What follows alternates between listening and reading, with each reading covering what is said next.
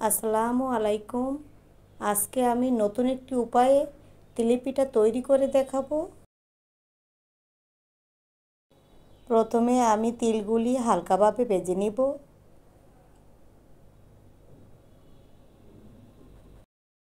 তিলগুলি ভাজা হয়ে গেলে একটা পাত্রে নামিয়ে ঠান্ডা করে নিব। তিলগুলি ঠান্ডা হয়ে গেলে ব্লেন্ডারে ব্লেন্ড করে নিব। এখন 2 বাটি আতপ চালের গুঁড়া নিয়ে নিলাম। তারপর সামান্য একটু লবণ দিয়ে 2 থেকে 3 মিনিট ভেজে নিতে হবে। চালের গুঁড়াগুলি ভাজা হয়ে গেলে একটি ট্রেতে তুলে নিতে হবে।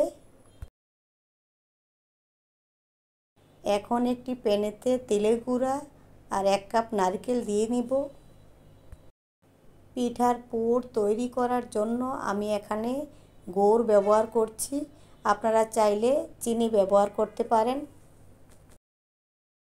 এখন এর মধ্যে তেজপাতা, দারচিনি, এলাচ ও সামান্য একটু লবণ দিয়ে সবগুলো একত্রে ভালো করে মিশিয়ে নিতে হবে। পিঠার পুর আঠালো ভাব আসার জন্য আমি এখানে 1 চামচ চালের গুঁড়া ব্যবহার করেছি।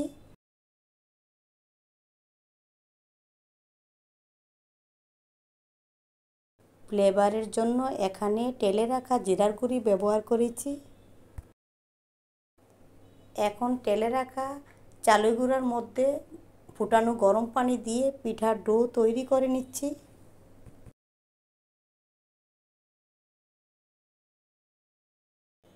এখন সামান্য একটু ডো নিয়ে এর মধ্যে তিলের পুর দিয়ে পিঠার আকৃতি তৈরি করে নিব।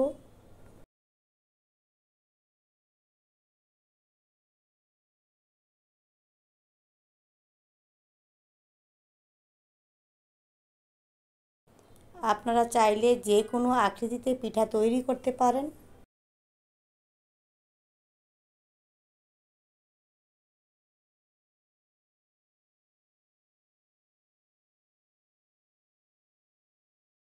এখন পিঠাগুলি ভাপ দেওয়ার জন্য একটি পাত্রে নিয়ে নিলাম। এখন একটি গরম পানির পাত্রে একটি স্ট্যান্ডের উপরে পিঠাগুলি বসিয়ে দিব। আমি এখানে ভাপ দিয়ে পিঠা তৈরি করে দেখিয়ে দিলাম। আপনারা চাইলে তেল দিয়েও পিঠা তৈরি করতে পারেন। এখন নামিয়ে পরিবেশন করে নিব মজাদার তিলের পিঠা। আপনারা বাসায় অবশ্যই ট্রাই করে দেখবেন এবং আমাকে কমেন্ট করে জানাবেন কেমন হয়েছে। আমার ভিডিওটি যদি আপনাদের ভালো লেগে থাকে তাহলে লাইক ও সাবস্ক্রাইব করে দিবেন।